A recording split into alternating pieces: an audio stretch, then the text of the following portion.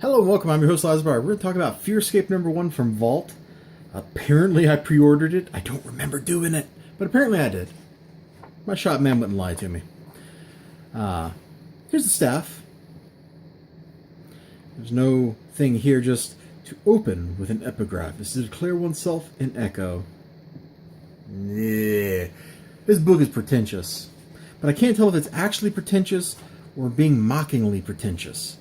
I'm leaning towards the latter because in this day and age of sarcasm and fake wit, that's the main way people are witty, is mockingly or sarcastically. Let's just flip over one more. Let you get a good look at the art here. This book has a very early Vertigo feel to it. And that's a good thing. That's a good thing. I let that hang out there because, you know, maybe you don't remember. Maybe you didn't experience it.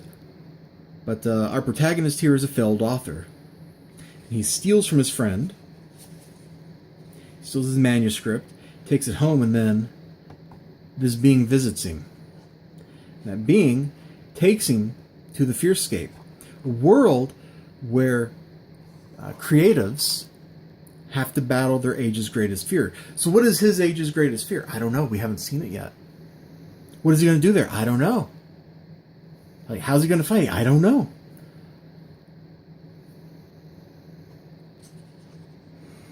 The writing.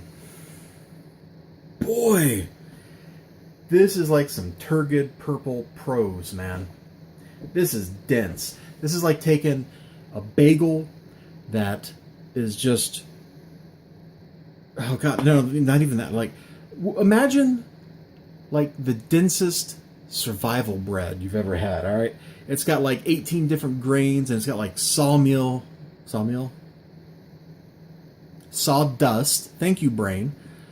In it, you know, there's no leavening agent. It comes out of the oven, and it's like this giant blob thing, and you tear it, and you can barely do it. The only way you can eat it is you gotta like dunk it in some milk to soften it up. Like, that's this prose. That is this prose.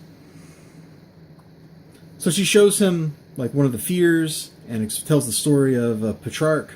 And the fears, of course, the plague. See the rat? It looks super cool, doesn't it? But the rat was defeated. And the author plays like all kinds of narrative games. We jump back and forth a little bit, but the story doesn't end here. Let me see this. Alright, I'm going to give you an example of exactly what I mean.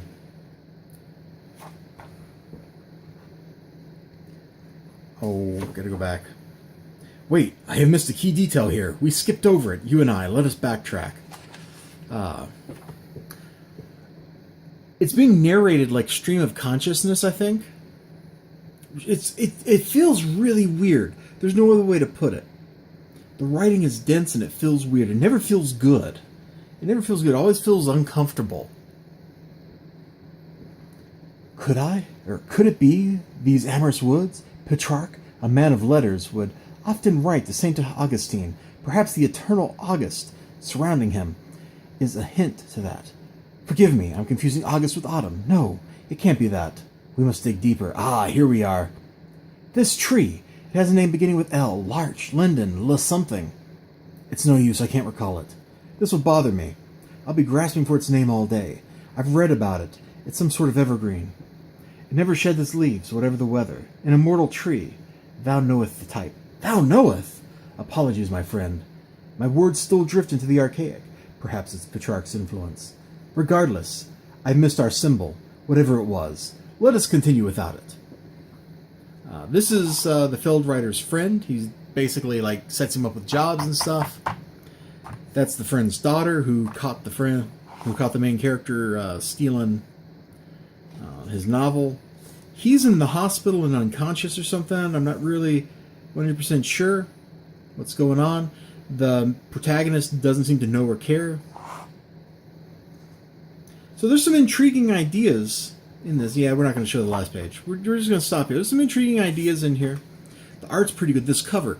You know how I said the book reminds me of like old school Vertigo? You're looking at... Hold on. Where's that Animal Man that I picked up out of the 50-cent bin? Yeah, This is a perfect example. Like, you put these side by side, they look like they belong to the same publisher, basically. I mean, the trade dress obviously is different, but the tone, the like slightly off art style. Let me grab some other more modern book. Like here, like you can see tonally, texturally, these things are different from each other. I found one of these. I found one of these. It's only taken me since July to find one of those books. Somewhere I got a old Hellblazer trade that would illustrate this pretty well too. Let me see if I can find that. It's got to be just laying around here somewhere.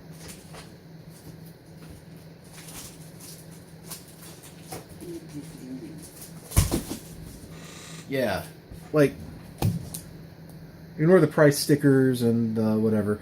I got this at a place called Ballard's. They just had all sorts of random junk. Like, you can see, stylistically, these are kind of similar. Maybe not exactly, but there's a tone to it. And this is, it shares the tone with these things. And that's why I think this is going to be an interesting read. Even though I didn't particularly like this first issue, I think there's something really interesting in there that I'm hoping they can get to. I'm really hoping they can get to it. Because I think this could be great stuff. This could be great stuff. This could be like the next classic. It probably won't be, but it could be. And I want to be there along for the ride, you know? Fearscape, Master of Prose, #1. Check it out. Vault is a pretty small publisher. I'm looking for a price. There it is in the upper right corner, $3.99. Given the art and all that, I mean, I like this art. The coloring is like drab. I think the coloring like reflects his mood. It also sets the stylistic tone for everything in the book. Like, even when we're in the Fearscape, things still have that same kind of drabness to them. And I'm wondering if the coloring is going to change as he changes. Now, see, there's like all kinds of stuff that has me super intrigued about this book. I really want to see the next one. I want to see the next one. You all have a great day. Consider checking this out. It might just be worth your time. It's a weird one. It is absolutely a weird one. Bye-bye.